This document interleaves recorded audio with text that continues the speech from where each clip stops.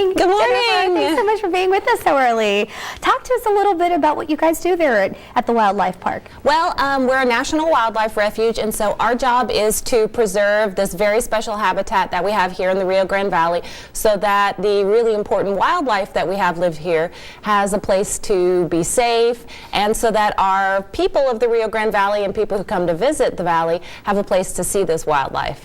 And where did the idea come about to try to do this for the servicemen and women of our military? Well, this is actually a national initiative, and so we have these free military passes, and anybody who's active military in the Army, Navy, Marines, any active military, including the National Guard, can come to the refuge, bring their military ID, and they get a free pass. This gets them for the entire year, them and their entire family, into all national wildlife refuges, national parks, national forests, all over the entire country. And it's free for a year? Free for a whole year. That's pretty great. It is. Pretty great. And perfect for summertime. People can take vacations. You can travel out to Big Bend. You can stay right here in the valley and visit Santa Ana or Laguna Atascosa National Wildlife Refuge. And point out some of the great features you folks offer there at Santa Ana and even Laguna Atascosa. Well, we are open every single day. At Santa Ana, the Visitor Center is open from 8 to 4, and this summer, starting in June,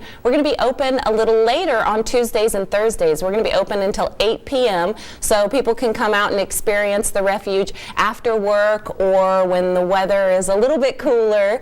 And we'll be offering tram tours at that time. We offer guided walks, lots of really cool trails, and a really neat tower, 40-foot high tower you can climb, and a canopy bridge, a bridge that goes through the trees. A lot of stuff. And what about, tell us a little bit more about the wildlife that we can see there. I know that bird watching is a big, I guess, attraction for folks from up north, but what other things are there at the park? Well, there's definitely birds, and this time of year we've got all the nesting birds, just like Richard Moore was talking about with the hooded oriole, but we've got things like bobcats and tortoises and really interesting reptiles like some indigo snakes and lots of lizards, frogs, dragonflies, butterflies. You name it. Everything. All right, sounds good, Jennifer. We're going to keep you around because we're going to talk a little bit more about this whole initiative, so stick around and we'll be right back.